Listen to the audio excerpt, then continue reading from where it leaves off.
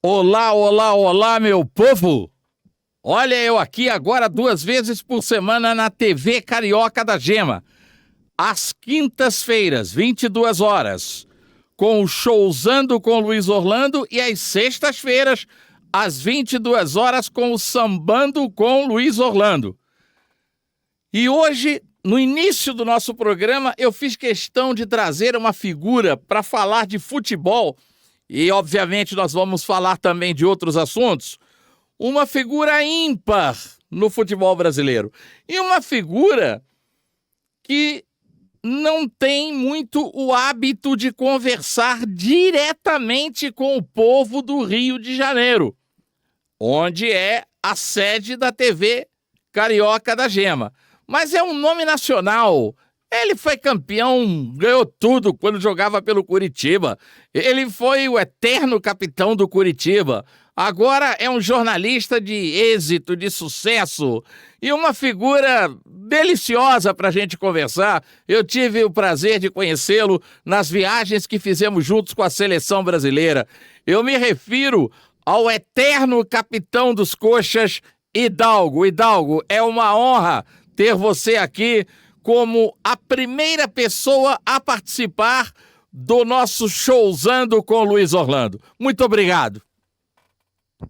Você não imagina a minha alegria, meu caro Luiz, e quando eu escutando você falando, comentando, é claro que vai uma lembrança lá atrás do nosso querido Orlando Batista, jamais será esquecido, brilhante, conheci por esse mundo afora, aprendemos bastante com ele.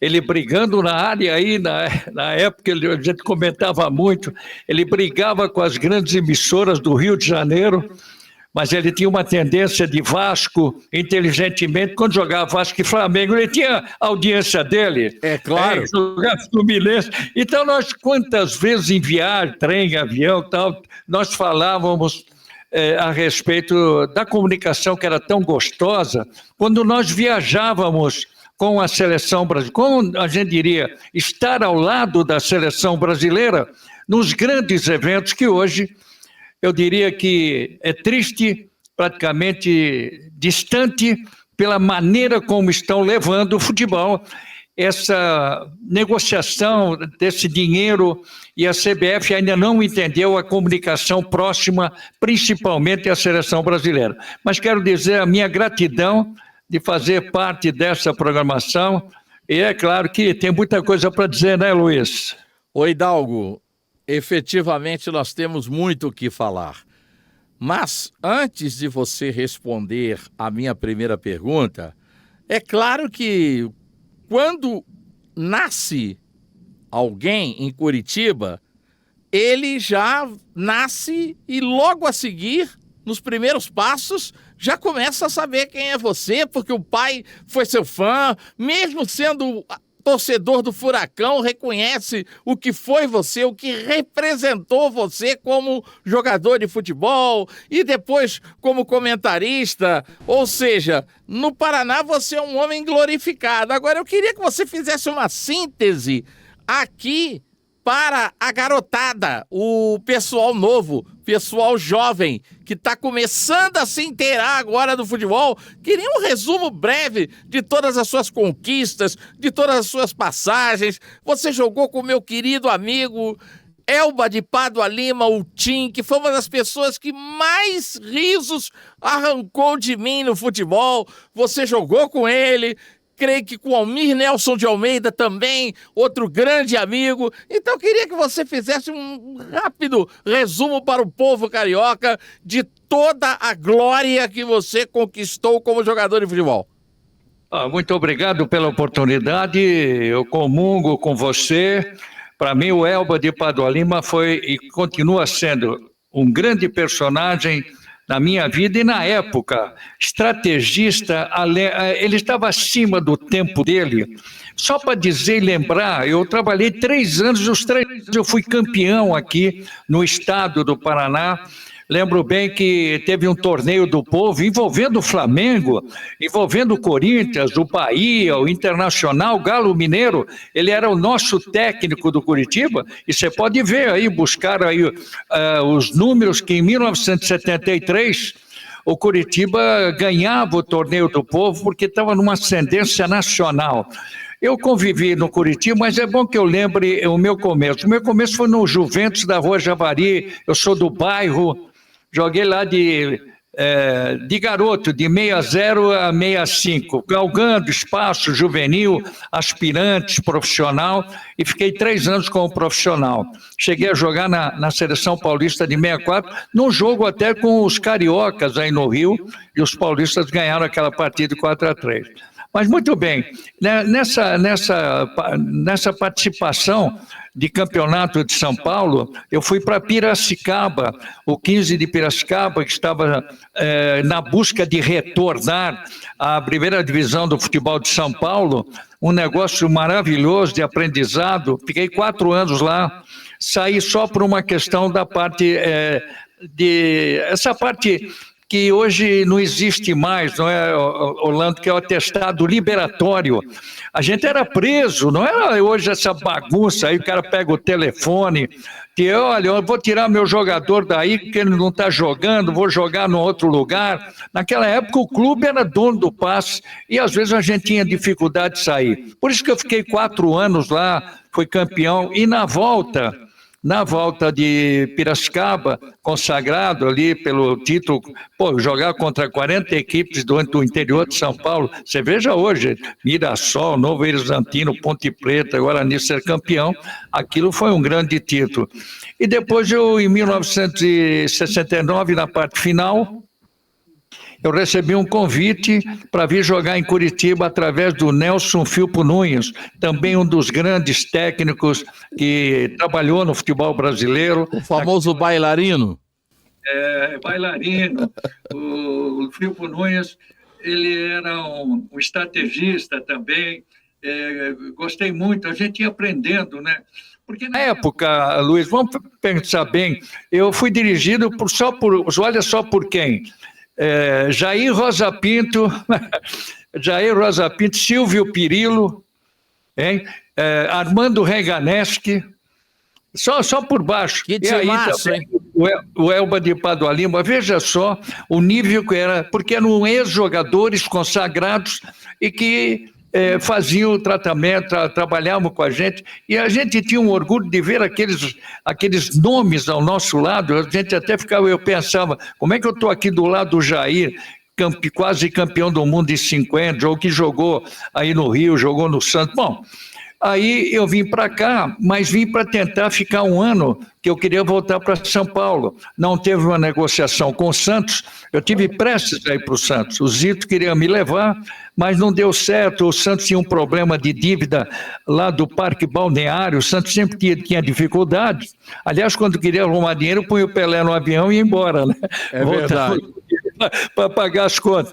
E aí o 15 não quis fazer negócio e tal, e no final, quando eu cheguei a admitir que eu iria parar, então fica com o passe, eu não vou ficar a vida toda correndo atrás para fazer negociações, vocês não querem vender, eu também não quero ficar. Aí ele teve que entender, os dirigentes, e me venderam o atestado liberatório para o Curitiba. Eu cheguei aqui, o futebol também não era dessas coisas, é bom que a gente diga. Cheguei aqui em 12 de janeiro de 1970, eu aportei em Curitiba, querendo voltar no primeiro ano, agradecido ao Curitiba por me dar novamente a oportunidade de jogar. E aí, viu, Luiz, coisa da vida, coisa foi crescendo, aí o Curitiba foi crescendo, tendo melhores jogadores, começou a dominar a situação toda, que sempre com aquele problema da rivalidade com o Atlético, né? Hoje o Atlético está numa situação bem mais acomodada, bem melhor do que o Atlético, mas a história contou que em 1970, de 10 títulos, o Curitiba ganhou 8, porque o estadual, na época, valia demais. Hoje não, já está rodando aí a Copa do Brasil, depois vem um torneio, tem ali, Libertadores de América, depois tem a Copa Sul-Americana, e tem time que não tem nem jogadores para colocar, deixa de jogar um estadual para tentar ganhar sorte de jogar uma primeira partida. Vê ontem o Cruzeiro, que decepção o Cruzeiro perder, mas é da vida. Então, nós formamos um conceito aqui, o Evangelino. É bom que a gente diga que o Curitiba tem o maior presidente da história, que foi Evangelino Costa Neves. Ele ganhou tudo, inclusive o título em 85, no Maracanã do Bangu. Você deve lembrar, Luiz? Eu lembro. Você acha que o Evangelino, ele foi mais dirigente, mais presidente, mais empreendedor, mais ousado, mais corajoso do que o Petralha? Você quer saber se ele tivesse o dinheiro do Petralha? Aliás, parabenizo o Petralha, parabenizo porque ele também ele marca presença, vem marcando a época dele, foi um cara contundente, inteligente, e começou a trabalhar muito bem já numa época já de dinheiro, de televisão. Se o Evangelino tivesse esse dinheiro que roda aí de televisão, olha, pode ter certeza que o Curitiba estaria sempre brigando por alguma coisa. E ele brigava sem dinheiro, mas montava cada time. O time que jogou o Curitiba, o time que nós tivemos no Curitiba. Então, eu joguei até 75, joguei 6 anos do clube, ganhamos todos esses títulos. Se você quer lembrar, eu sei que você é história, gosta de história, o time principal, um dos melhores que eu joguei aqui, vai marcando. Jairo, lembra o Jairo? Foi pro Fluminense, veio pro Fluminense depois, o Jairão, gente muito boa. Bem, deixa eu lembrar, o Almir de Almeida veio com o Jairo. O Almir foi nosso, já na época, era o supervisor do Curitiba, em 71, formando com o time. Outro grande amigo, Almir Nelson de Almeida, grande figura. Grande. Também foi bom, hein? Olha, esse também foi bom, hein? Vou dizer uma coisa para você, os 4 maiores supervisores que eu conheci na minha vida. Almir Nelson de Almeida, José Bonetti, Domingo Bosco e Cláudio Coutinho antes de pegar o time do Flamengo. Esses 4 supervisores foram espetaculares, excediam, sobravam na turma. Luiz, vamos fazer um preâmbulo do que eu estou falando? Hoje nós não temos executivo do futebol na seleção brasileira. Vamos fazer um pontual, né? Já que você falou, né? Não, e na minha opinião, nós não temos executivo de futebol nem nos clubes, porque o supervisor hoje não é o supervisor de ontem, ou seja, aquele que era o anteparo do treinador. O treinador era a Vestal. Ele tinha um anteparo. Quem era o homem que ia para a briga, quem era o homem que ia para o choque, quem era o homem que ia para a marcação. Era o supervisor que chegava, dava duro no jogador, cobrava para o técnico não ter que se apurrinhar. Hoje você tem igual à indústria, ao conglomerado de empresas, ao grande conglomerado de comércio, o CEO, que não tem nada a ver com o supervisor do futebol. Nada! É um cara que tá ali para fazer transação. É um cara que tá ali para comer dinheiro, comer comissão. Não tem nada a ver com isso. Eu não sei se você concorda comigo. Não, assina embaixo. Assina embaixo. O Almir, quando chegou aqui, ele resolvia tudo. Porque você lembra o Tim? Foi amigo do seu pai também. O Tim era aquele, não era meio largadão. E foi muito meu amigo também. Ele queria fazer a comidinha dele, ele queria fazer ele cozinhava. Como é que o Tim decorou o teto da casa dele lá na Argentina, quando ele era treinador do São Lourenço? Nós ficamos com ele no banco de reservas, num São Lourenço. Que ele colocava linguiça lá na parede. Tudo. Não, vou te contar como é que era. Nós fomos, ele nos levou pro jogo. Ficamos no banco de reservas junto dele, logo atrás. Depois, 0-0, um dos jogos mais sensacionais que eu vi na minha vida. Estudiantes de La Plata e São Lourenço no gasômetro. Eu nunca vou me esquecer disso. Depois ele nos levou para casa dele. Chegamos na casa dele, ele abriu a porta, o teto da sala só tinha pendurado salame, linguicinha, queijo provolone. Ele sentou a gente, senta aí pra tomar um vinho. Colocou a caneca de vinho na mão do meu pai, na minha mão, e saiu cortando os salames e os queijos e dando uma volta no salão. E ele sabe o que ele fazia? Sabe o que ele fazia? A gente ficava treinando, aquela volta, né, que se fazia no campo, né, para respirar. E aí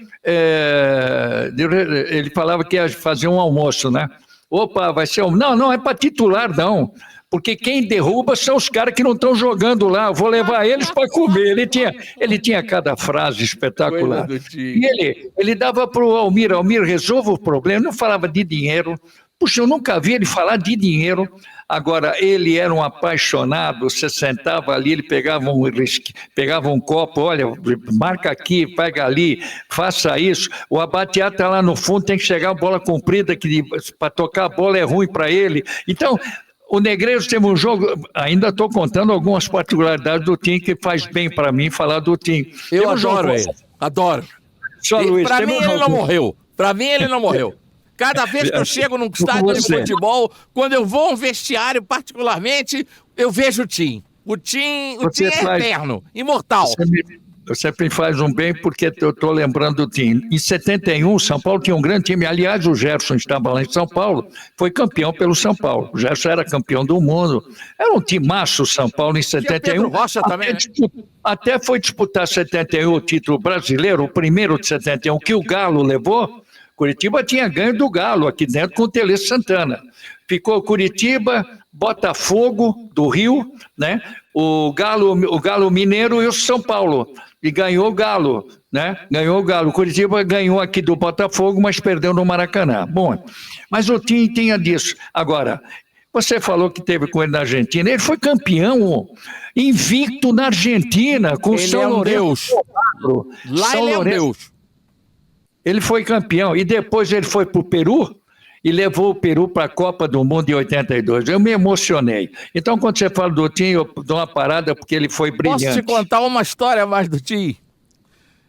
Final Vasco e Botafogo. Penúltimo jogo do Campeonato Carioca de 1970, logo depois da Copa do Mundo. Botafogo com Jairzinho, Paulo César, aquela turma toda que foi com o Zagallo lá para o México. Aí, na véspera, recebemos porque eu fazia parte daquela comissão quase, eu era um acessório daquela comissão. Era Bonetti, era Tim, era Hélio Vigio, era Dr. Arnaldo Santiago, Dácio, do Jornal do Brasil. Grandes dirigentes. Exatamente. Então, nós participávamos de tudo. Ou de 90%, vamos assim dizer. Então, nós tivemos uma denúncia de que o Andrada não ia jogar a final contra o Botafogo, que na realidade era o penúltimo jogo, porque afinal o último jogo da tabela era contra o Fluminense. Mas o Vasco já seria campeão se ganhasse do Botafogo. Então tivemos uma denúncia, o Andrada não vai jogar a final. Podem anotar aí. Aí estamos na chamada recreação, treino recreativo de terça-feira, o Andrada com o técnico de goleiros. O técnico o treinador de goleiro joga uma bola no canto, o Andrada vai e mete a mão na coxa e aí sai mancando. O Andrada era o maior goleiro, talvez, em atividade no Brasil. Aí contemporâneo, eu te joguei só olhamos um pra cara do outro, ninguém falou nada, um só olhou pro outro. Aí acabou, fomos pro restaurante São Januário, sentamos. Tim, Hélio, Vigio, Dácio, eu, Bonetti, na época era o Bonetti, e aí chega um rapaz que perdeu o treino, ele não sabia de nada, menino, eu também era um menino, mas ele era mais menino do que eu. Eu tinha 16 anos de idade, mas eu tinha já um cabedalzinho, né? Um cálice. Aí chega o repórter, pede desculpas que chegou tarde. Tim, como é que foi o treino?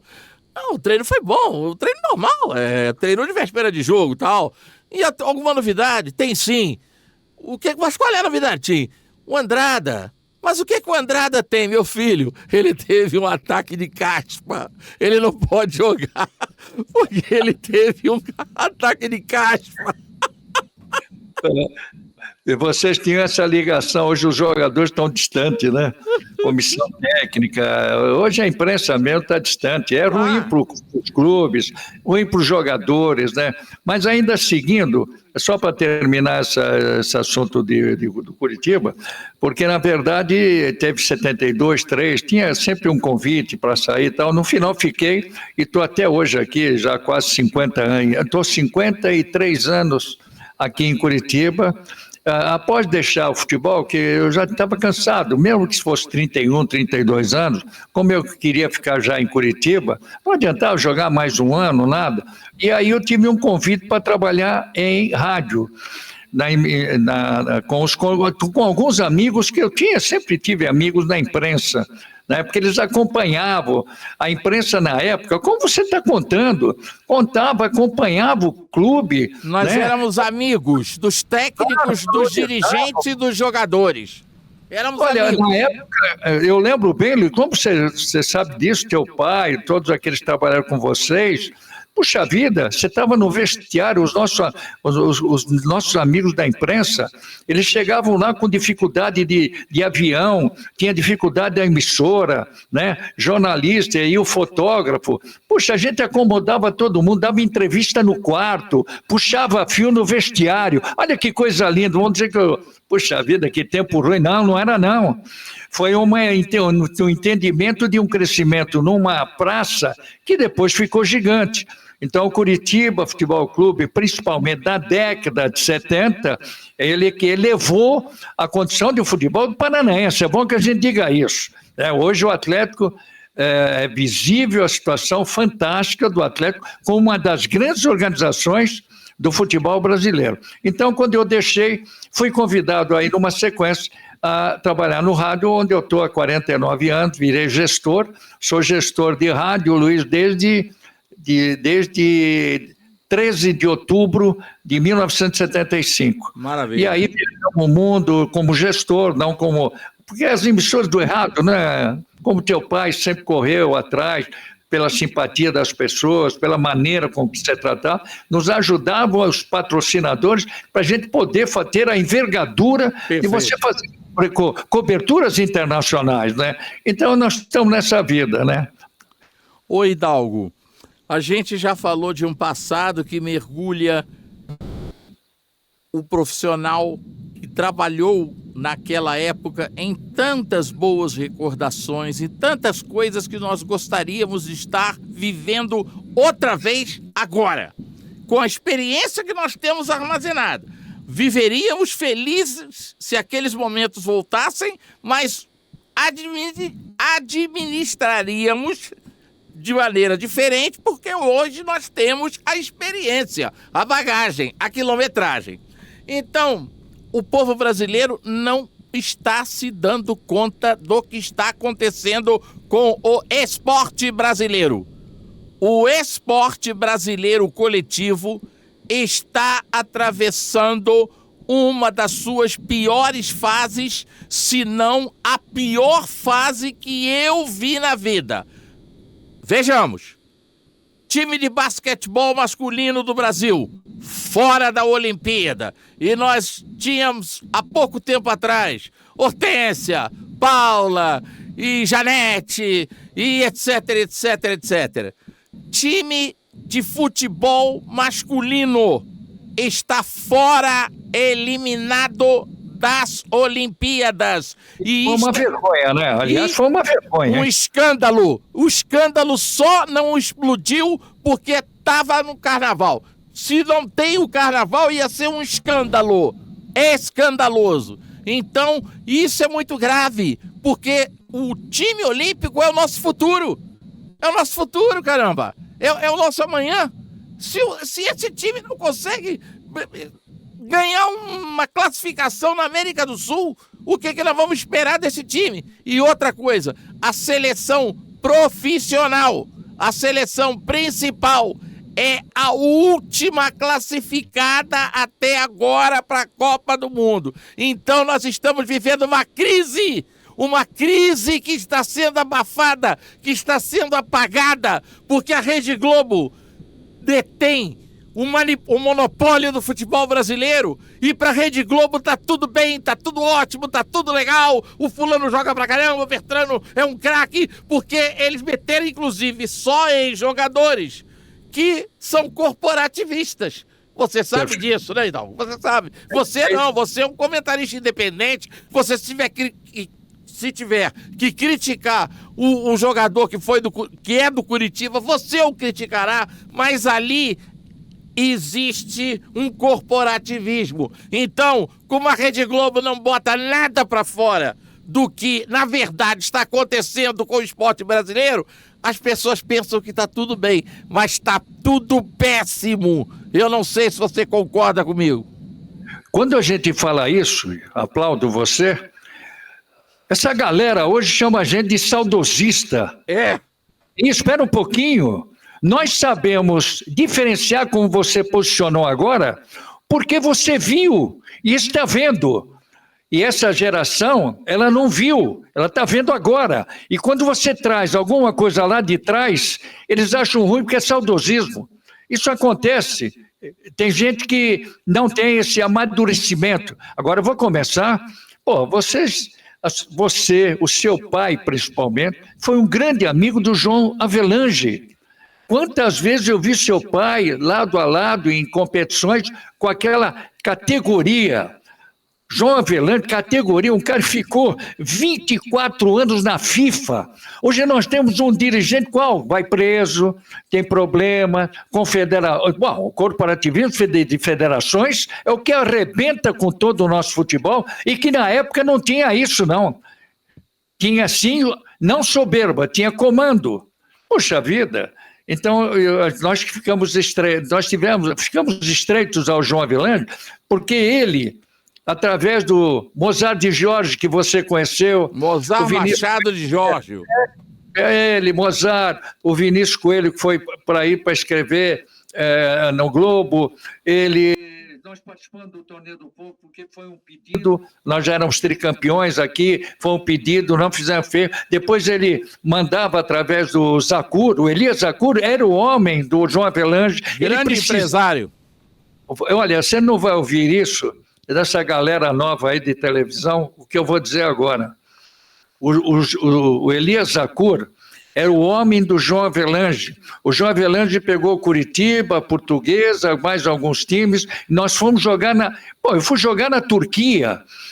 Fenerbahçe, eu não conhecia o que era o futebol da Turquia. Em 72, Fenerbahçe, Galatasaray, seleção da Turquia. Nós jogamos contra eles todos. Depois nós fomos no Marrocos. Eu vejo o time do Marrocos jogar, que coisa bonita. Chegamos em Casablanca, Curitiba ganhou, voltou invicto, mas já se mostrava ali. Foi para o Japão, Ásia. Ele abriu para ganhar a FIFA em 74, não é isso? Você sabe muito bem disso. Em 73, você estava naquela excursão da seleção brasileira, que eu estava também, nós jogamos contra todo mundo, jogamos contra tudo quanto é seleção, e só não jogamos contra a Holanda, que era o time mais reverenciado lá na Europa. O Avelange foi o primeiro a botar um outdoor da Coca-Cola no estádio de Moscou, naquela viagem. Você lembra disso? Botar um outdoor da Coca-Cola naquela época no estádio de Moscou era como hoje você botar a Estrela de Davi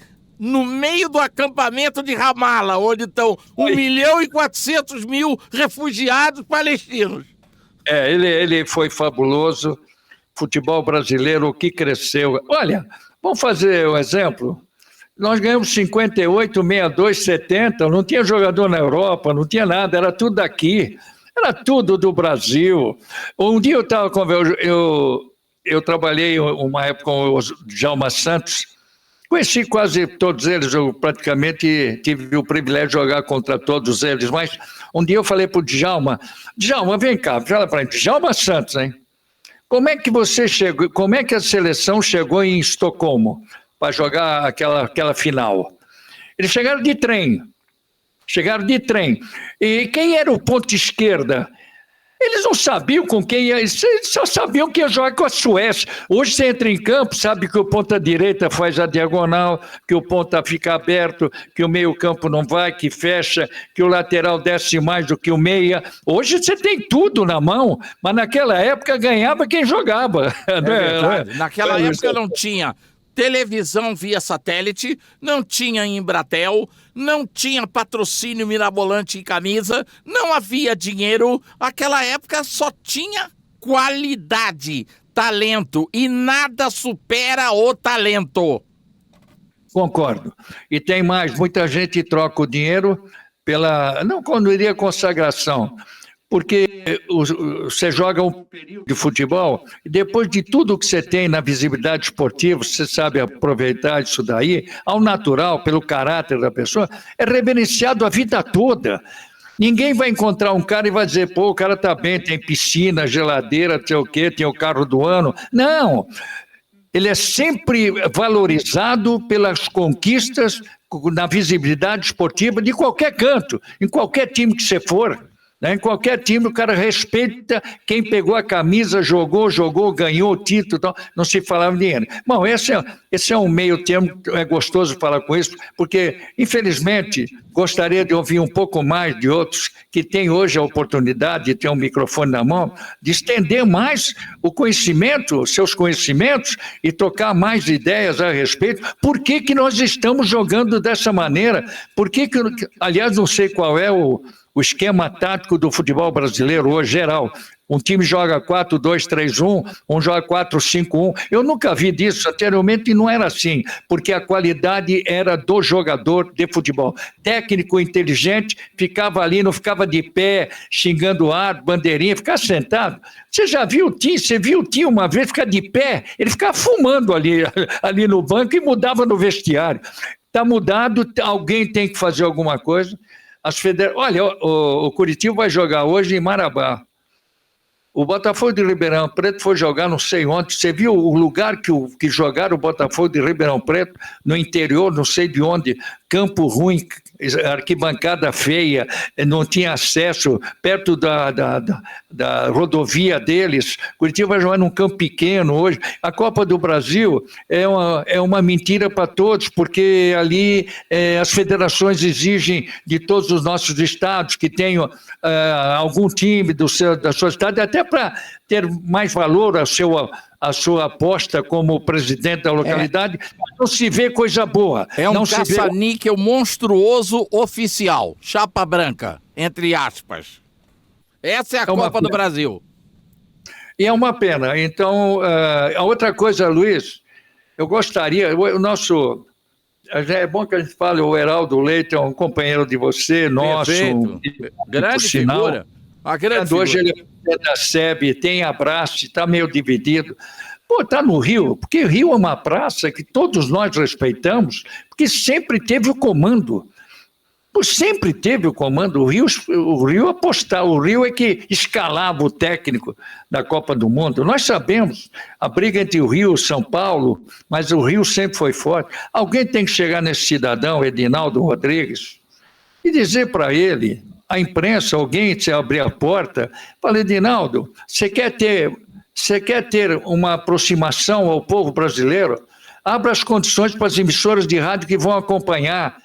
Ô Luiz, nós éramos 17, 18 emissoras do Brasil acompanhando o Brasil. Não é que chega lá e vai falar, não, é maravilhoso. Não, tranquilo, mas estava lá presente. Estava presente, a imprensa brasileira estava presente ao vivo.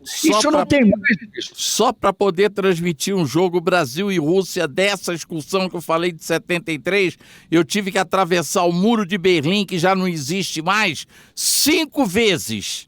Uma para Alemanha Oriental, segunda voltar para a Alemanha Ocidental, terceiro voltar para a Alemanha Oriental para retirar com cônsul os passaportes, quarta para voltar para o hotel onde nós estávamos, que ficava obviamente na Alemanha Ocidental, e a quinta para chegar no Tempelhof, que era o aeroporto, para pegar o avião da Aeroflot, que servia caviar com champanhe da Crimeia, mas era tudo na fuselagem. era inteiramente na fuselagem, para poder chegar em Rússia, em Moscou. Aliás, até 89, na queda do muro, nós tínhamos problemas, né? Nós tínhamos problema do leste europeu. Eu fui a Varsóvia, fui a Katowice, fomos em vários lugares, né? Fui a Budapeste, também era um regime muito forte, né? O domínio era todo da Rússia, né? Hoje está mais fácil, mais simples, né? Mas olha, a gente fala isso, as pessoas às vezes nem acreditam, mas sempre é bom um bate-papo desse. Acho que não é saudosismo, é uma realidade. Feliz de nós que nós vimos tudo isso daí. Feliz de nós. Nós vimos e fizemos parte dessa história. Nós vimos e fizemos parte dessa história. Olha, e era uma alegria, né? Onde a gente encontrava a imprensa, tudo, era uma festa. Eu gostava muito de ter os companheiros. Perdemos muitos deles, né, com o passar do tempo. Mas deveria ser a confederação, inteligentemente. Televisão é uma coisa. Televisão, eu vou te contar uma passagem do Eurico Miranda com a gente. Todo mundo falava do Eurico. O Eurico era um cara espetacular para a imprensa. Eu vou dizer por quê. Eu estava em Basel, numa excursão do Brasil, acho que foi em 83, e era, acho que a terceira ou quarta partida da sequência, que o Brasil, quando saía, jogava 6, 7 jogos. Não é agora que vai e volta. Eram 6, 7 jogos, cada um chegava no jogo, não sei, de bicicleta, de trem e tal. E naquele jogo em Basel, nós fizemos uma reunião porque havia uma taxa para ser paga, uma taxa para pagar para o sindicato. Acho que era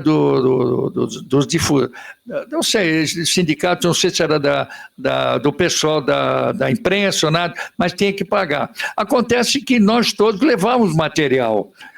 Nós levamos, às vezes, até o técnico para ir, nós tínhamos material, e aí o Denis Menezes, essa história o Denis pode contar. Então eu e o Denis, os caras escalaram a gente, nós fomos no meio campo para falar com o Eurico. E contamos a história. Eurico, puxa vida, nós estamos aqui já no terceiro ou quarto jogo, os caras vêm aqui agora para cobrar uma taxa, nós não queremos material nenhum deles, só para falar, nós estamos falando para o Rio de Janeiro, faço questão de dizer isso. E o Denis estava falando com ele e tal, e ele ouviu atentamente e mandou chamar quem estava lá para pedir essa taxa, né, que senão não poderia entrar no estádio. Você sabe aquelas coisas que aconteciam, chegava lá. Aí ele falou, chama o cara. Mas ele foi assim, o cara chegou, tudo educado, tudo, e fazia o relato, né, a tradução. Qual é o problema? É assim, tem que cobrar porque existe uma lei e tal. Então, é o seguinte, já se cobrou aqui, já tem um contrato, a televisão pagou a televisão para ter a imagem, a televisão. As emissoras que estão aqui, olha só o que ele falou, olha, gente, as emissoras que estão aqui, nós éramos em 17, elas são convidadas da Confederação Brasileira de Futebol, elas são convidadas. Não façam isso não, senão nós vamos embora amanhã, não tem jogo aqui. Falou assim, eu sou resolvido. Arrumou, aí lembra do Barbosa Filho? Lembro, claro. Aí estava o nosso Gata Mansa também, que era um cara nosso. Pério Vieira. Ele mesmo. Aí o Gata falou, e aí, não... Fizemos uma carta, o Barbosa fez, entreguei para o Ricardo Teixeira, em agradecimento, né? Porque a CBF entrou na parada por causa do Eurico. Você acha que tem isso hoje, Luiz? Não, até porque hoje, antigamente, é o que eu estou dizendo, dirigentes, jogadores, treinadores e jornalistas eram amigos. Você ligava para casa do sujeito, você te ligava, você tinha os telefones particulares e tal. Hoje não, hoje o jogador, para você chegar a ele tem o chamado staff, e dentro desse staff ele tem o public relation dele, ou o assessor de imprensa, o dirigente 2 vezes mais, o treinador também. Então hoje é cada um por si e Deus por todos. Eles têm escritório. Tudo. O jogador tem escritório. E tudo. Eles são uma empresa. Eles não são mais uma pessoa física. A partir do momento em que eles passam a ganhar X, eles passam a ter uma entourage que dá um status a eles de pessoa jurídica. Nem que seja só de fato, não seja de direito. Mas eles têm toda uma articulação, um cara para falar com a imprensa, um cara para arrumar patrocínio, um cara para tratar físico dele e ele fica com o Movental. Ele é a Carlota Joaquina. Perde o jogo e não presta conta para ninguém. Agora, isso que está acontecendo com as entradas de sociedade anônima de futebol, 4 ou 5 equipes já entraram, e tiveram que entrar porque os clubes não tinham mais dinheiro. Só para a gente referendar bem isso daí, os jogadores estão milionários e os clubes quebrados, aí tem que entrar esse apoio de investidores. Eu não sei onde vai parar isso. Não sei onde vai parar isso. Portanto, meu caro Luiz, graças a Deus que nós vivemos grandes momentos no futebol. Eu tenho saudade do meu tempo. Aliás, o gramado, hoje eles brincam do gramado sintético, o gramado. Nosso tempo, vem cá, a bola era mais pesada, quando chovia a camisa era mais pesada, o campo nem todos eram bons, mas o time era campeão do mundo. É verdade. Só isso. É verdade. Olha, estamos infelizmente chegando ao nosso final, porque eu ficaria aqui horas conversando com você, mas tem 2 assuntos que eu gostaria que você sintetizasse na sua resposta. Primeiro, na minha opinião, os campeonatos estaduais são todos defasados, ortodoxos, já tinha que ter acabado, mas não acaba justamente por causa do corporativismo das federações. É onde a federação vai e mais mama. Tenta com mais força. Então, eu estava fazendo uma análise e percebi que Rio Grande do Sul, Santa Catarina e Paraná são os estaduais hoje onde saem mais gols. Então, eu queria saber de você, essa é a primeira pergunta, se o futebol do Sul hoje é mais ofensivo do que os outros estados, do que as outras regiões, ou se isso é uma fragilidade dos clubes interioranos.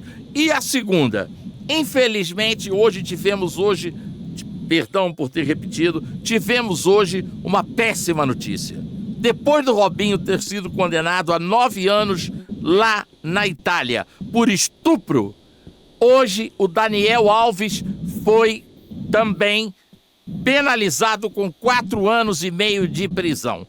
Onde é que esses caras estão com a cabeça? Eles acham que eles são os donos do mundo? Eles acham que todo mundo tem que fazer tudo o que eles querem? Que as mulheres têm que recebê-los já de braços abertos e a boca pronta para beijar? Onde é que essa gente está? Será que essa gente não amadureceu na cabeça? Eles só amadureceram no bolso, na conta bancária?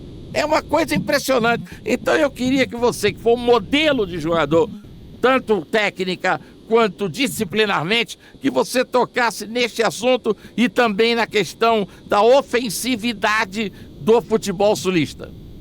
Aliás, você comenta as coisas com a pontualidade, né? O momento que a gente está vivendo. Você, da segunda hipótese, aqui no Paraná caiu muito. Essa questão do dinheiro está fazendo muita diferença.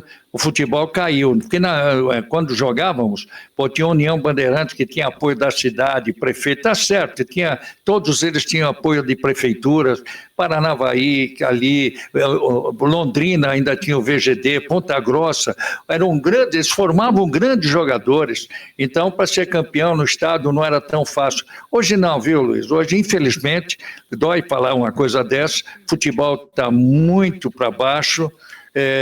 Já estão pensando que vai o Atletiba novamente fazer uma disputa final, mesmo que o Curitiba não esteja, caiu 7 vezes, você imagina, o Curitiba caiu 7 vezes mesmo, é porque o clube tem um nome, prestígio, sempre tem alguém agora impulsionado por essa questão da SAF. Quanto a isso, não tenha dúvida, a gente faz os nossos debates aqui, futebol do Paraná fragilizou-se por uma série de fatores. Bem, questão do jogador de futebol.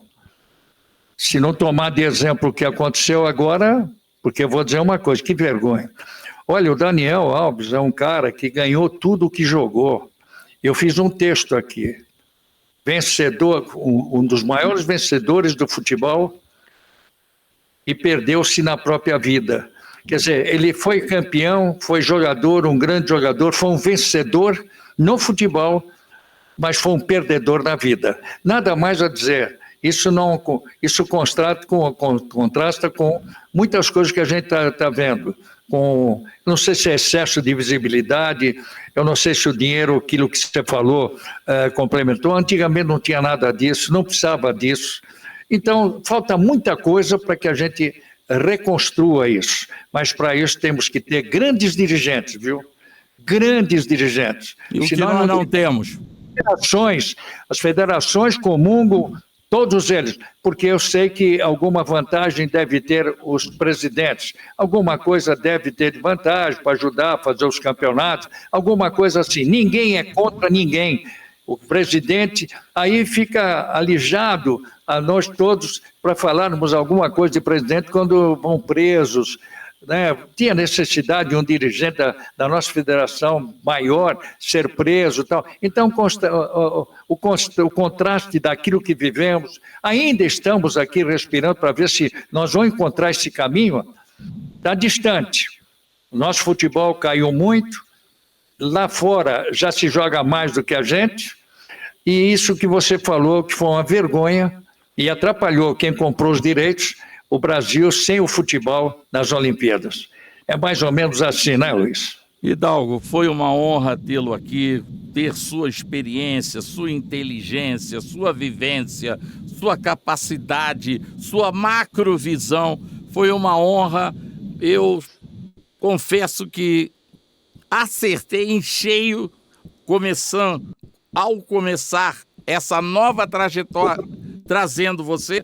E você sabe que o Showzando com o Luiz Orlando, você sabe que a TV Carioca da Gema, a partir de hoje, passam a ser uma extensão da sua casa. Muito obrigado, meu amigo. Fique com Deus e dê um abraço em todos aí da imprensa paranaense.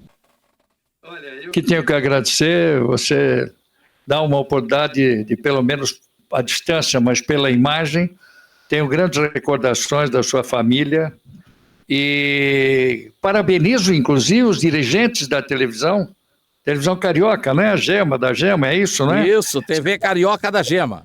Aqui é um excelente lugar.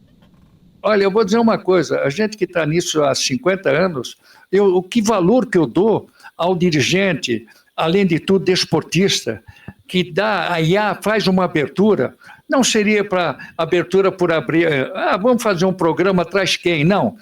Pessoas de peso, nós falamos de gente na imprensa de tamanho, que chega lá o cara, deixa, eu quero ouvir o Pedro Luiz falando, eu quero ouvir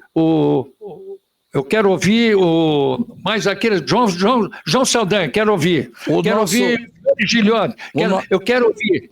Né? Só um parênteses que eu quero fazer para você continuar. O nosso dirigente maior, o nosso number one aqui da TV, está ouvindo diretamente as suas palavras, o de Noel Santana, que foi uma das vozes mais importantes do telejornalismo do Rio de Janeiro de todas as épocas. Eu quero então mandar um grande abraço a eles, parabenizando, porque você tem a história toda, você está com a história. Não vou dizer que seja uma obrigação, você está levando o que o seu pai deixou para você, a capacidade dele, a inteligência dele, porque, olha, para pontuar no Rio de Janeiro com outras grandes emissoras não era fácil. Eu lembro bem da luta dele, da capacidade, da inteligência, da simpatia. E você transmite esse meu abraço, e você é um carnavalesco, por isso que é da Gema. Vocês têm o palavreado do carioca, nós estamos aqui com outro tipo, eu estou mais aberto aqui, mas aqui não é tanto assim o palavreado, né? Mas aqui eu faço o seguinte, é dedo na ferida, pintou um caso, aqui não entra malandro, se entrar um malandro aqui no meio, aqui já não se cria, pode ter certeza. Muito obrigado àqueles que estão acompanhando. Fico muito feliz pela lembrança e que isso se estenda por muitos anos, viu, Luiz? Muito obrigado. Este foi o eterno capitão do Curitiba, campeoníssimo Hidalgo, diretamente do Paraná, conversando conosco, conversando com você, telespectador, web telespectador da TV Carioca da Gema. Até já, teremos outra figura muito importante também aqui, só que não do futebol, não do esporte, mas de outro segmento vital para a vida brasileira. Tchau, até já. Olá, meu povo, se inscreva aqui na TV Carioca da Gema. Você sabe que aqui é um excelente lugar. Vamos dar continuidade ao nosso primeiro Showzando com Luiz Orlando. Vocês tiveram uma figura ímpar falando de futebol, falando de esporte. O capitão eterno do Curitiba, desde do Paraná, desde Curitiba, Hidalgo, conversando com todos vocês. E agora teremos uma outra figura também, primos inter pares. O homem talvez que mais se preocupou e mais fez para que as crianças, para que os jovens tivessem uma proteção contra tudo o que de ruim está espalhado pelas ruas da cidade, do país e do mundo. É o pai do ECA, Estatuto da Criança e da Adolescência. Então, fiz questão desta presença também neste nosso primeiro Showzando com Luiz Orlando aqui na TV Carioca da Gema, para que ele possa conversar conosco, para que ele possa conversar com todos vocês. Refiro-me ao desembargador Ciro Darlan. Prazer enorme, é uma honra tê-lo aqui no nosso programa. Nós já conversávamos sobre a questão estudantil no Brasil, porque só o conhecimento liberta. Essa, inclusive, é a frase característica da nossa ONG, a Associação Cultural A Realeza do Ritmo.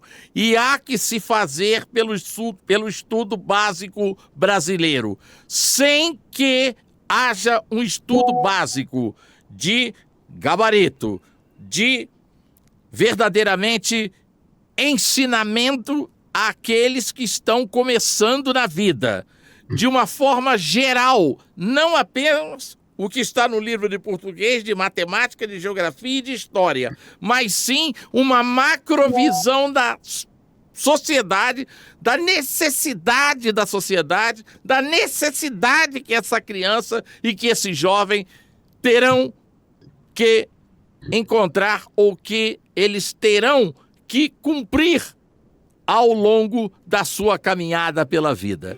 Então, eu gostaria de começar por aí sobre a questão do ensino básico no Rio e no próprio país. É um prazer enorme tê-lo aqui, Ciro Darlan. Luiz Orlando, uma alegria muito grande. Muito obrigado por essa honra de estar aqui tete a tete com você, com seus telespectadores da TV Carioca da Gema. As minhas homenagens pelo que você representa em matéria de comunicação social, em matéria de democratização da comunicação social no Brasil. Você e tantos outros companheiros seus, mas você, emblematicamente, é o jornalista que puxa esta fila de desenvolvimento na área da comunicação social, democratizando.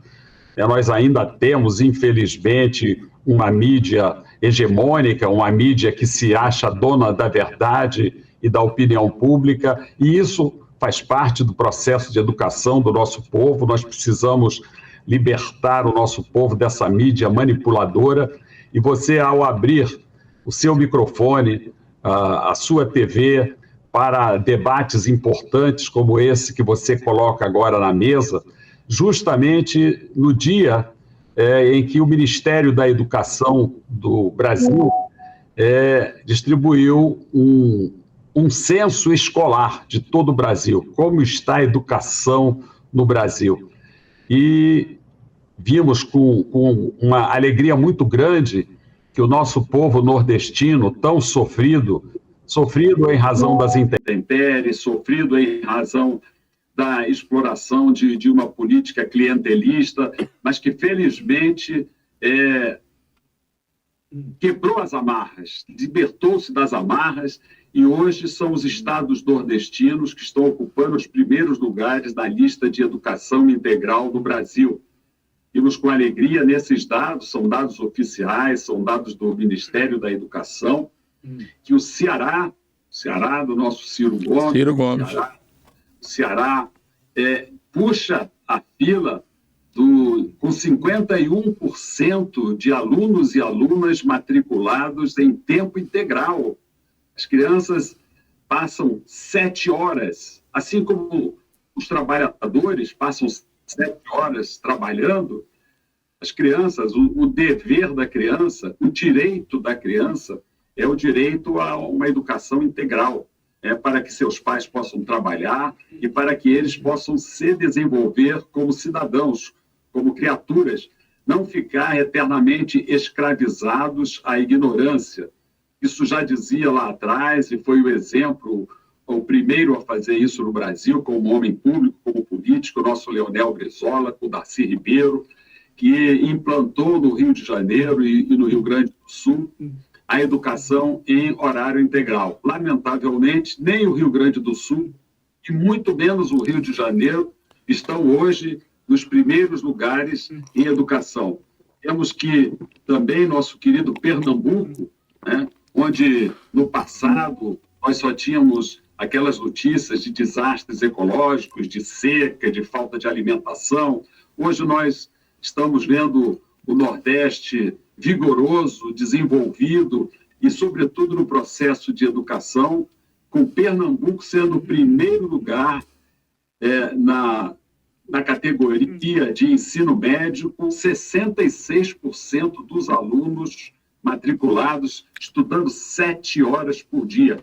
Este é o maior investimento que um governante pode fazer. Enquanto isso, no Brasil, a média é de apenas 21%. Estamos muito longe de respeitar. Aliás, recentemente, o presidente Lula, na sua humildade e na sua liderança, confessou publicamente que está em dívida com Leonel Brizola, está em dívida com o povo brasileiro. Não é com Leonel Brizola. Leonel Brizola apenas deu o exemplo de como desenvolver e como emancipar o povo brasileiro através da educação.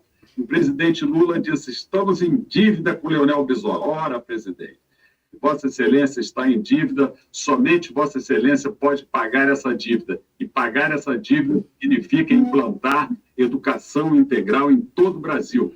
21% é um índice muito baixo.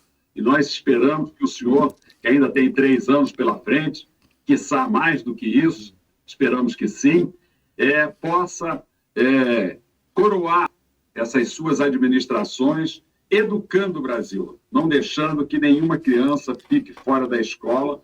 E foi isso que o Estatuto da Criança e do Adolescente, em 1990, veio ser o arauto da prioridade absoluta com os direitos da criança e do adolescente. Dentre esses direitos, o mais importante, sem dúvida nenhuma, o direito à educação.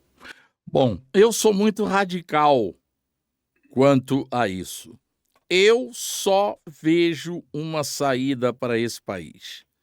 E é uma saída a médio ou a longo prazo, que é justamente implantar-se o sistema de estudo em horário integral, com a criança chegando na escola às 7 horas da manhã, tomando o seu café da manhã, um bom café da manhã, com tudo aquilo que ele necessita para que ele possa se desenvolver, tendo uma parte matinal de conhecimento, o currículo normal que as escolas, os colégios apresentam para os seus alunos, almoço, descanso e alguns dias da semana, cultura, e outros dias da semana, esporte.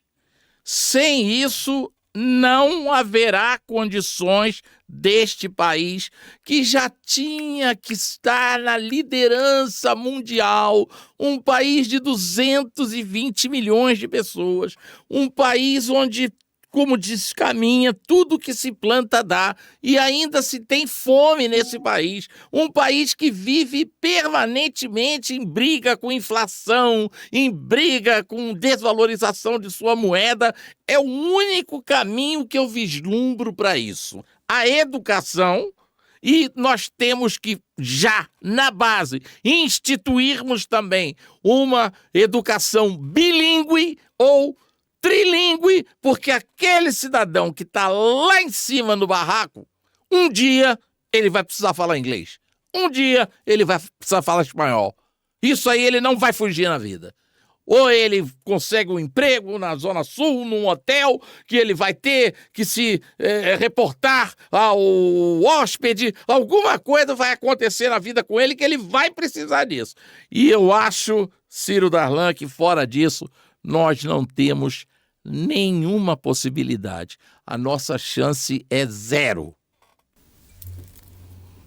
Fora disso, a chance é zero. Mas nós temos essa chance e não podemos abrir mão dela. Nós temos que aproveitar.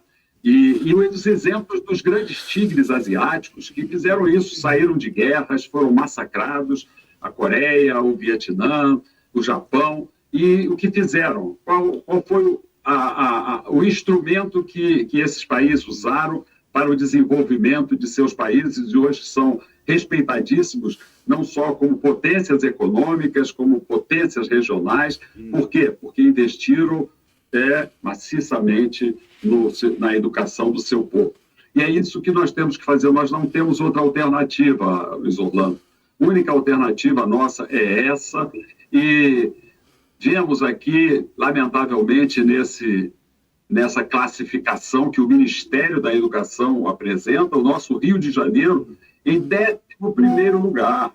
Ora, o Rio de Janeiro já foi o primeiro lugar nos anos 82, nos anos 86, foi o primeiro lugar em educação integral. Hoje está em 11º. E qual é o resultado disso, Luiz Orlando? Por que nós reclamamos tanto de violência?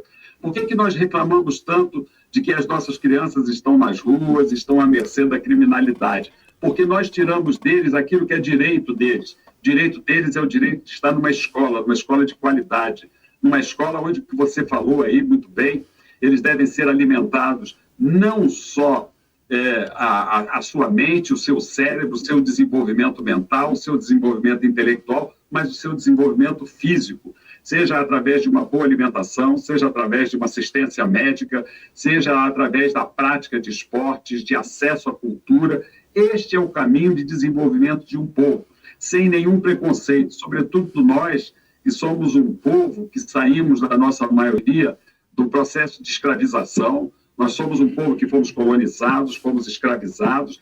O Brasil, a sociedade brasileira tem essa dívida com o nosso povo. Essa dívida só será paga através da educação. Não precisa dar Bolsa Família, não precisa dar esmola, tem que dar direitos. Direitos são educação em horário integral. Concordo plenamente.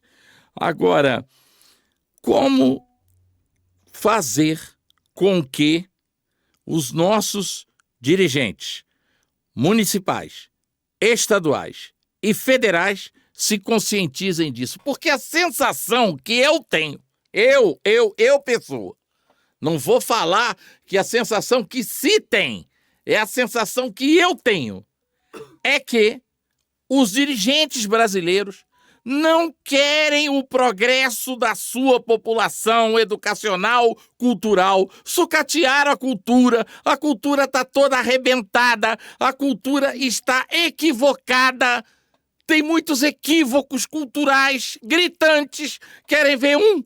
Como é que você vai erguer na Praça Tiradentes, que foi enforcado e esquartejado pela coroa, um monumento ao maior símbolo da coroa, que é Dom Pedro I. Tiradentes deve estar tendo dores e mais dores no túmulo.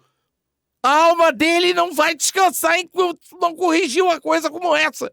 Uma falha gritante como essa. Na Praça Tiradentes, você tem que ter um monumento aos inconfidentes. Dom Pedro leva para Quinta, lá que era o lugar dele, lá que era o domínio dele, e outras coisas mais que estão equivocadas. Então os governos sucatearam a cultura, arrebentaram com a cultura, sucatearam a educação, paralisaram no tempo e no espaço. E aí a sensação que eu tenho é de que quanto mais burro, quanto mais analfabeto, quanto mais escravo, quanto mais dominado o povo brasileiro, melhor para uma meia dúzia para feudos que tomaram conta deste país e que tomam conta da política e da nossa sociedade. Não sei se eu estou certo, não sei se eu estou exagerando. Luiz Orlando, você você nunca exagera, você apenas é mais veemente. E que isso que você falou, o Darcy, resumiu em uma frase. A crise da educação no Brasil não é uma crise, é um projeto. É um projeto de escravização, é um projeto de manutenção do povo subordinado à vontade dessa minoria elitista que quer só pensa em ganhar dinheiro e cada vez mais ganhar dinheiro.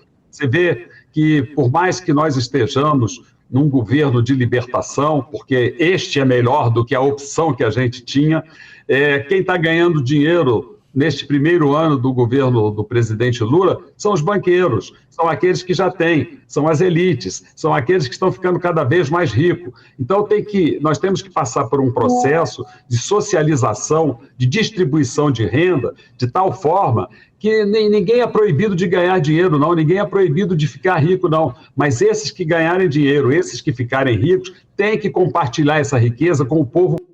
E como é que vai compartilhar? Financiando escola pública, financiando o processo de educação, para distribuir igualdade, para distribuir riqueza. Ninguém é dono de uma riqueza tendo 3% da população milionário e o resto passando fome. Na miséria.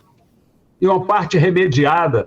Nós não podemos viver felizes com dinheiro no banco, com ações na Bolsa de Valores, sabendo que do nosso lado nós temos favelas, periferia, subúrbios, passando fome, comunidades que não têm sequer uma escola pública. Você imagina, Luiz Orlando, outro dia eu fui lá no Jacarezinho com aquela população toda, com aquela violência toda que eles sofrem, eles não têm uma escola pública, tem 3 escolas privadas, não tem uma escola pública.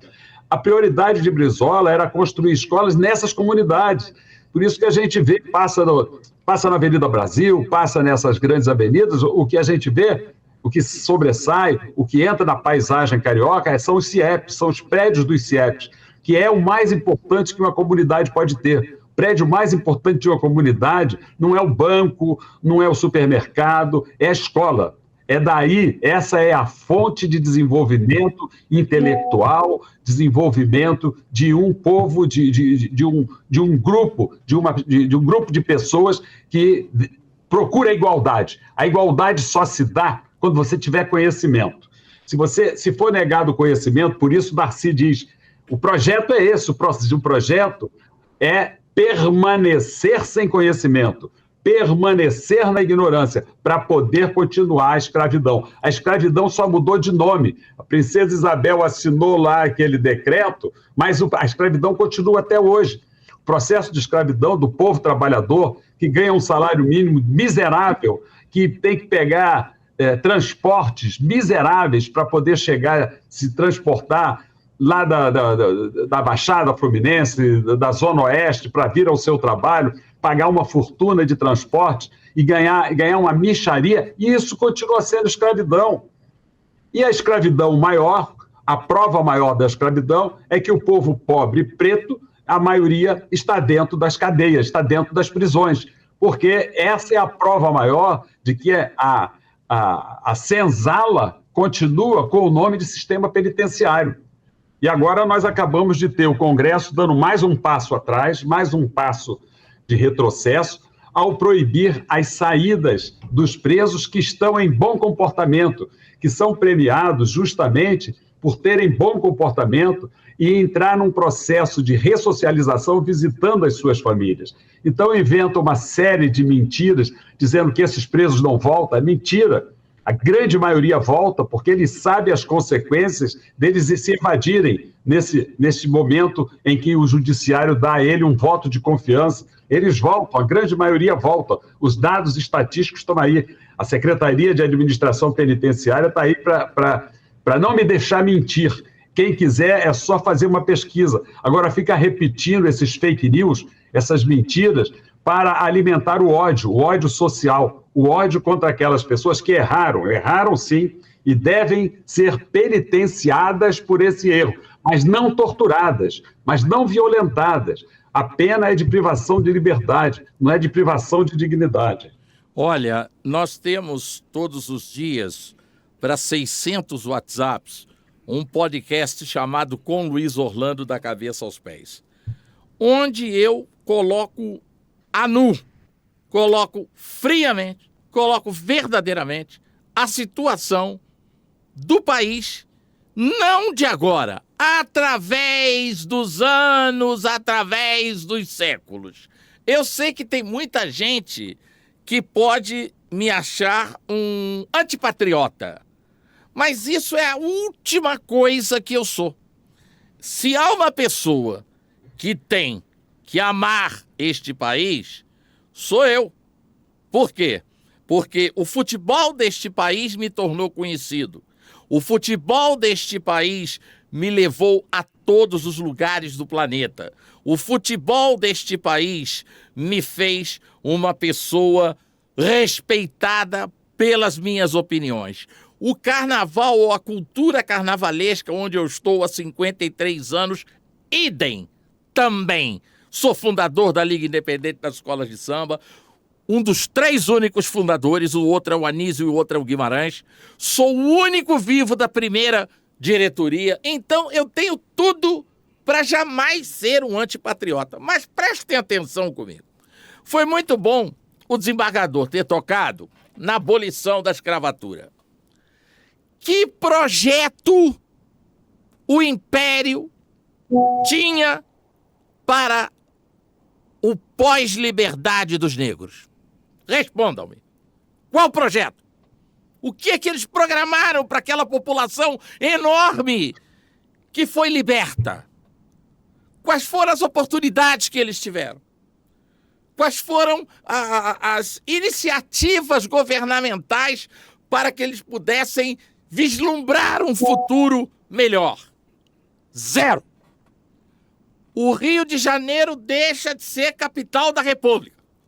Vai embora para Brasília. Nós ficamos a pão e laranja. Qual foi o projeto? Eu estou falando da escravatura 1883. Estou falando da República 1960. Qual foi o projeto que trouxeram para esta cidade no pós-capital? O Rio de Janeiro, minha gente, se vocês não sabem, vocês vão saber agora. O Rio de Janeiro, estando hoje de avião a 10, 8 horas da Europa, de navio, mais tantas horas, o Rio de Janeiro foi capital de 3 reinos. O Reino de Portugal, o Reino de Algarves e o Reino do Brasil. 3 reinos ao mesmo tempo. O Rio de Janeiro. Isso vocês talvez não saibam. Então, não existe nesse país programação, não existe nesse país uma infraestrutura para suportar um malefício que alguns ou muitos terão com o benefício de outros. Até porque, para alguém sorrir, alguém tem que chorar atrás da porta. Então, são essas críticas que eu trago a público, que eu sei que chocam, que aborrecem e tal, mas são verdadeiras, são históricas, estão aí.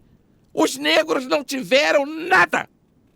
Os negros tinham mais, tirante a tortura, tirante a humilhação, a nível de comida e de teto, tinham mais na senzala do que passaram a ter depois foram libertos. Aí ficaram na rua, não tinham casa, não tinham comida, não tinham nada.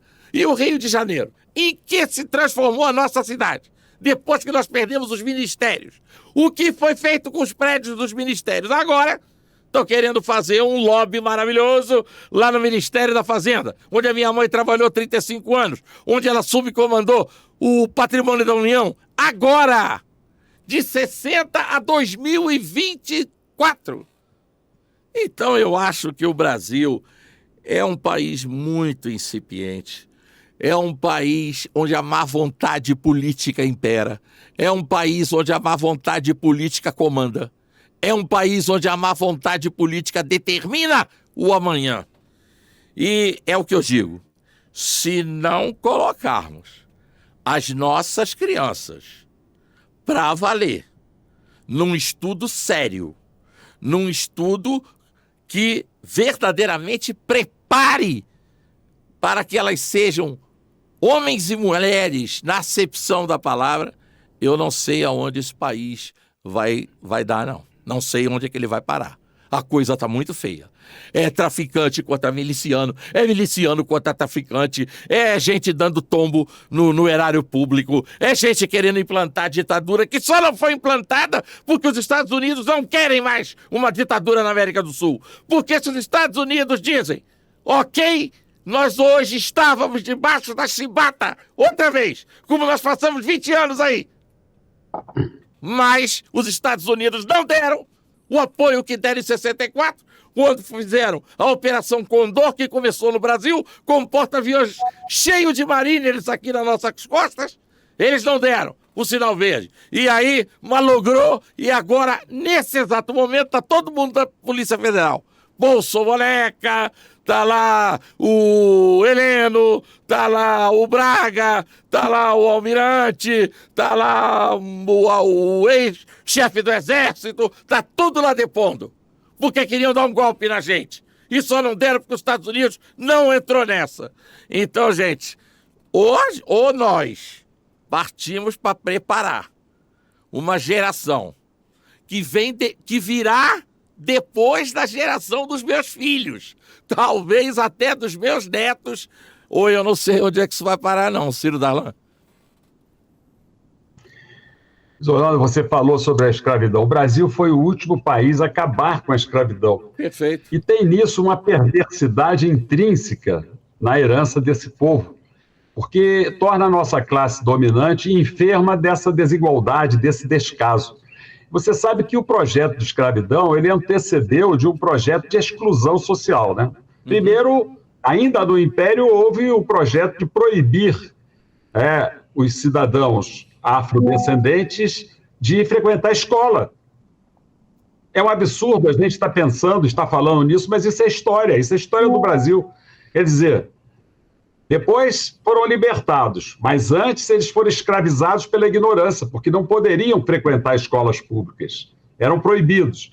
Depois proibiram de participar da partilha de terras. Houve uma espécie de reforma agrária na época do Império, mas os oriundos, os descendentes, os afrodescendentes, não participaram dessa partilha. Então,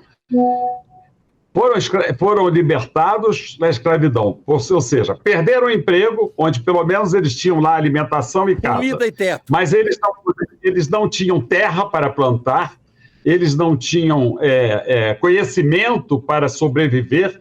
Então, a manutenção da escravidão, que continua até hoje, com o descaso, com o preconceito que é a marca da nossa sociedade, com o aprisionamento do povo preto, com a falta de oportunidades, né? A falta de oportunidades para a ascensão social. A gente não vê no Supremo Tribunal Federal, não tem nenhum negro, no Judiciário não tem nenhum negro, no Ministério Público não tem nenhum negro. Então são esses os poderes que influenciam a sociedade e que o negro continua no processo de escravização, continua excluído.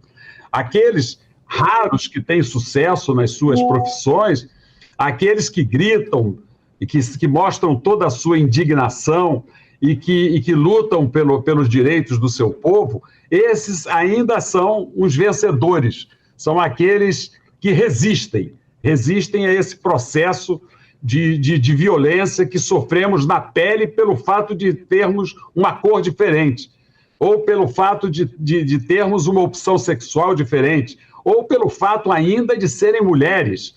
Quer dizer, as mulheres ainda sofrem o preconceito de gênero. Então, nós precisamos, daí você tem toda a razão, quando diz que a única forma de libertação desses preconceitos é através da educação, onde vamos aprender a nos respeitar mutuamente, onde vamos passar para um outro patamar de conhecimento e de respeito mútuo. É uma coisa muito desagradável. É uma coisa muito séria, uma coisa muito profunda e muito desagradável. E não pensem vocês que eu só vivi e vivo de jornalismo esportivo. Carnaval eu boto, não recebo. Carnaval eu ajudo o governo. Porque quem não é do governo investe no carnaval, está ajudando o governo. Não vou nem falar disso, mas não foi só nisso não. Eu sou advogado desde 1977, trabalhando no crime, trabalhando no cível e trabalhando no trabalhista. Então, quando chegam para mim, você é um afortunado, você foi um menino, uma criança que teve tudo na vida. Seus pais que viviam bem, eles te deram conforto, te deram boas roupas, te deram comidas maravilhosas e tal. Mas, gente, sabe qual foi a maior coisa que meus pais me deram? Sabe qual foi? 10 anos de colégio de São Bento. O maior colégio do Brasil. Eu cheguei aonde cheguei por causa do meu ensino, do meu estudo no Colégio de São Bento.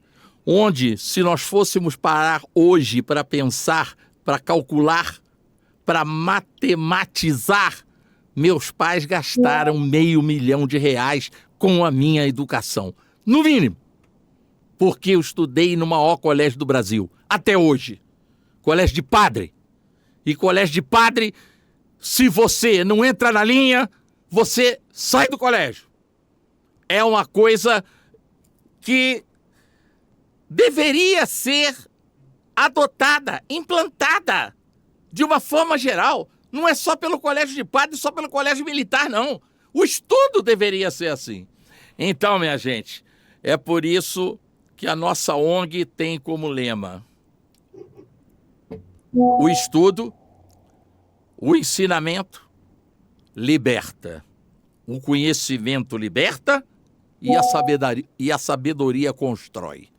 Fora disso, eu acho que não temos mais nada.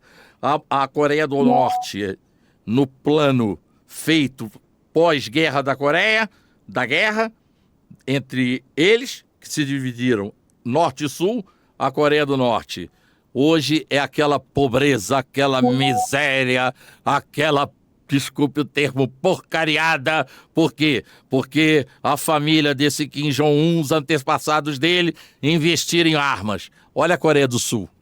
Vê a Coreia do Sul. O que ela é hoje? Um dos principais países asiáticos. E se não me engano, eu estava lendo o último balanço apresentado pelo FMI, acho que ela já está na nossa frente economicamente. Se não está na nossa frente, ela está chegando. Eu não me lembro muito, eu estive lendo o balanço, que o ranking feito pelo FMI, ou ela passou ou está ali pau a pau. A Coreia do Sul. Sabe quantas Coreias do Sul cabem dentro do Brasil? 500. A Coreia do Sul é do tamanho de Sergipe. Eu acho que não temos mais nada para falar. Né, desembargador? Nós teríamos aí uma tarde inteira para conversar, porque a conversa com você é sempre muito proveitosa. E eu aprendo muito com você e quero aprender muito, porque você tem uma experiência e você tem um... Quem sou eu para lhe ensinar? Você tem uma experiência e você é um professor em cidadania, você é um homem que vive profundamente o exercício da cidadania, e eu quero aprender com você porque eu estou com uma proposta aqui para o povo do Rio de Janeiro, para poder ajudar. Eu passei 42 anos como juiz, fui 15 anos juiz da infância, tentei, durante esse período, implantar o Estatuto da Criança e do Adolescente, deixei algumas marcas, mas não fui feliz, e como Darcy Ribeiro dizia, né, eu não queria estar no lugar daqueles que me derrotaram e que deixaram ainda as crianças do Rio de Janeiro sem seus direitos fundamentais, porque todos nós estamos pagando muito caro por isso. O fato de termos crianças sofrendo violência, sofrendo humilhações, crianças com fome, crianças nas ruas, crianças sem família, e isso tudo é o contrário do que pregou o Estatuto da Criança e do Adolescente. O Estatuto, que entrou em vigor em 1990, portanto, há 34 anos, se ele tivesse sendo respeitado, nós seríamos um outro país, nós seríamos uma outra nação, nós teríamos mais felicidade. E nós estamos pagando toda a infelicidade, toda a violência, desemprego, desamparo, essa ameaça de nova ditadura que tivemos. Isso tudo são consequências da nossa negligência para com as crianças. Se nós implantarmos ao Estatuto da Criança e do Adolescente, nós vamos ser, em pouco tempo, uma outra nação, uma nação poderosa, uma nação respeitada, como todos nós desejamos, e nisso reside o nosso nacionalismo. Nós amamos o Brasil, nós não precisamos vestir verde e amarelo, o verde e amarelo está intrínseco na nossa vida, está intrínseco no nosso dia a dia. Nós amamos o nosso país, nós amamos a nossa cidade maravilhosa. O Rio de Janeiro é a melhor cidade do planeta, porque tenhamos ou não problemas, todas as grandes cidades têm. Tenhamos ou não violência, todas as grandes cidades têm. Vai a Nova York para ver se não tem violência, vai a Roma, vai a Paris. Concordo. Conheço tudo isso aí, concordo plenamente, 100%. Seul, Pequim, todas essas grandes cidades que não chegam aos pés do Rio de Janeiro em matéria de beleza, em matéria de povo, em matéria de alegria. Nós temos a alegria de sermos brasileiros, a alegria de sermos fluminenses, cariocas da Gema, como diz aí a sua TV, né? Carioca da Gema, nós temos esse maior orgulho e vivemos numa cidade abençoada por Deus e bonita por natureza. Já canta o nosso samba, já canta nossos poetas, canta porque isso é uma verdade. Nós reclamamos, mas quem vive fora também vive esses problemas de violência, de egoísmo, de desigualdades sociais, de riquezas exageradas de um e pobrezas exageradas de outro. Agora mesmo o presidente Lula está fazendo um périplo pela África. A África tem se desenvolvido, graças a Deus, mas a África já foi um lugar que as pessoas pensavam que só tinha selvagem lá, como tinha seres humanos que vieram para cá e construíram esse país. E agora estão construindo a sua África. Temos lá países desenvolvidos, países em desenvolvimento. E quando a gente ouviu falar da Etiópia, agora estamos vendo a Etiópia é o berço da humanidade. Nada mais, nada menos que o berço da humanidade. Foi lá que de todos nós saímos de lá, da África. Era ali o lugar onde a humanidade depois se espalhou por todo o planeta Terra. Então temos que ter respeito por essa diversidade, esses diferentes, essas culturas, essas religiões. Você que estudou em colégio católico, eu também que estudei em colégio católico, tem o maior respeito pela diversidade religiosa. Toda e qualquer culto religioso, ele cultiva o mesmo Deus, é um único Deus. A gente chama de Buda, a gente chama de Maomé, a gente chama de Jesus Cristo. De qualquer um. Oxalá, é verdade. Oxalá, Exu, é isso mesmo. Tudo a mesma santidade, tudo a mesma. É só a gente ter o respeito pela diversidade, porque e isso faz parte do processo de educação.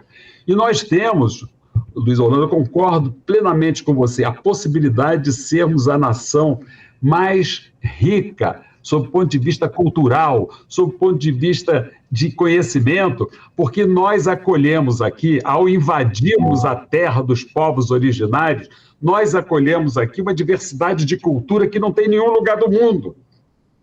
Nós somos, ao mesmo tempo, preto, branco, homem, mulher, idoso, criança, nós somos uma diversidade que isso como o Darcy Ribeiro já dizia isso, o DNA do nosso povo é o DNA para ser feliz, é o DNA para ser vitorioso. E é por isso que eu, depois de 42 anos na magistratura, estou agora dedicando toda essa minha experiência, todo o meu conhecimento, e ainda com energia, enquanto energia eu tiver, estou colocando à disposição do povo do Rio de Janeiro para que em outubro eles escolham ou não escolham, porque a soberania é do povo, é o povo que escolhe e a gente tem que respeitar. A gente não pode desejar um cargo público como se fosse para nós. Nós temos que desejar um cargo público para poder servir melhor essa população. Ciro Darlan, foi uma honra tê-lo aqui. Fico mais satisfeito, fico mais seguro, mais certo do meu apoio à sua candidatura, porque o seu comprometimento é com aquilo que eu não abro mão. e vou morrer dizendo: enquanto o ensino de base não for um ensino adequado ao cidadão que pretende, deseja, quer ser algo no futuro, aqui no Brasil, esse país não irá chegar ao lugar onde já deveria estar há muito tempo, como dizem os ingleses, a long, long time. Coloco microfone, coloco câmera da nossa TV Carioca da Gema ao seu inteiro dispor para a sua saudação a todos os nossos web telespectadores e amigos que a partir de agora, às quintas-feiras à noite, terão personalidades importantes, personalidades que vão agregar em muito à sociedade através do nosso canal. Terão, portanto, aqueles que deixarão a sua marca indelével aqui, quando por aqui passarem. Muito obrigado, Luiz Orlando. Muito obrigado, web telespectadores da TV Carioca da Gema.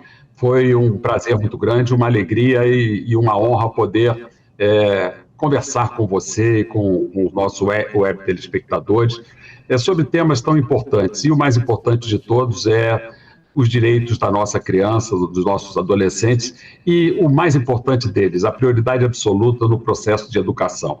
A emancipação do nosso povo passa por esse processo de educação, e não é um favor, é um direito que deve ser respeitado.